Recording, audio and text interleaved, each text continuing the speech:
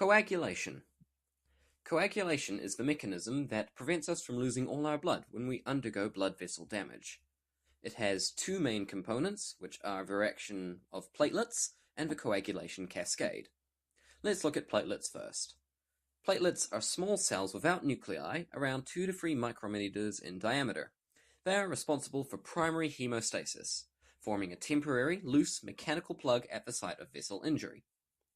Platelets have a thick glycocalyx, submembranous contractile filaments, and two different types of granules within their cytoplasm. The dense granules contain ADP, calcium, and serotonin. The alpha granules contain fibrinogen, factor V, von Willebrand factor, and a few other things. During injury, subendothelial tissues are exposed by damage of the endothelium. This exposes the collagen in the subendothelial tissue. Platelet cannot bind this collagen directly, but requires a bridge. This bridge is a protein called von Willebrand's factor. Von Willebrand factor can bind the collagen and a receptor on the platelet surface called glycoprotein 2b, binding the two structures together. The von Willebrand factor will also bind glycoprotein 3a on the surface of the platelet, triggering the release reaction, which results in the release of the two different types of cytoplasmic granules outside of the cell. After having gone the release reaction, three important things are now floating around the platelets. These are thromboxane A2, ADP, and fibrinogen. Thromboxane A2 triggers more release reaction to other platelets and also causes local vasoconstriction. Note that aspirin results in reduced production of thromboxane A2 by binding the cyclooxygenase enzyme that produces thromboxane A2. Meanwhile, ADP is released during the release reaction from our dense granules and binds another receptor called P2Y12. This receptor results in upregulation of fibrinogen receptors, allowing the platelets to bind each other using fibrinogen. Note that the antiplatelet drug clopidogrel binds P2Y12, preventing ADP from binding it. Both drugs, aspirin and clopidogrel, bind permanently, so last for the duration of the platelet's lifespan.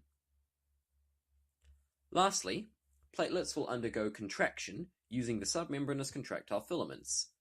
This makes the newly formed clot smaller and denser, and therefore more effective at blocking blood flow from leaving the vessel.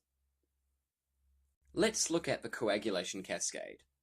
The coagulation cascade has the sole role of reinforcing clots formed by the platelets, making them thicker and stronger. It does this by ultimately trying to produce fibrin. Fibrin is the activated form of fibrinogen, formed as a series of monomers that can bind together into long strands, making our clot a lot stronger. To convert fibrinogen to fibrin, we need an enzyme called thrombin. Thrombin is also often known as factor II, but thrombin doesn't just float around in activated form, ready to convert fibrinogen. Thrombin has to be activated. The coagulation cascade is the pathway that allows activation of thrombin. So, how does this occur? We have two pathways that result in activation of thrombin. They are the intrinsic pathway and the extrinsic pathway. Let's take a look at the intrinsic pathway first. To remember the factors in the intrinsic pathway, imagine you're counting backwards from 12, but doing so while a little bit drunk. So we count 12, 11, 9, and 8. Wait, shit, we've forgotten 10. 10 is also then partnered with 5. From there, 10 goes down to 2, which then goes down to our fibrinogen, which goes to fibrin. Make sense so far? Let's recap. 12, 11, 9 and 8, 10, 2, fibrinogen. So now we have the intrinsic pathway. We need a way to activate the intrinsic pathway. That's where the extrinsic pathway comes in. When endothelial tissues are damaged, they expose something called tissue factor in the subendothelial tissue. Tissue factor is also sometimes known as factor III. Tissue factor activates factor VII, which can then go activate factor X.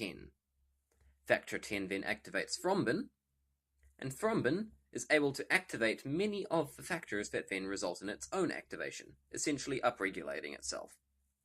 Thrombin can activate 5, 7, 8, 11, and 13.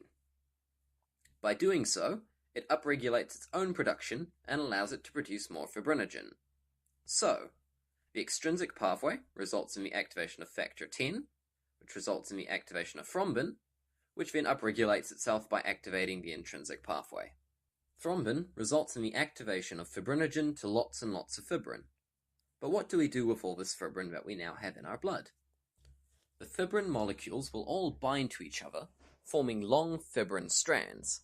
These strands can be used to attach platelets to each other and to form a larger clot, reducing the risk of blood leaving the vessel. To help attach all the fibrin strands to each other, we have another factor called factor 13.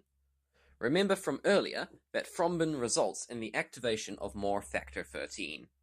So we now have lots of platelets bound to the tissue. We have fibrin binding all the platelets together and making the clot stronger. And we have thrombin producing more fibrin as needed.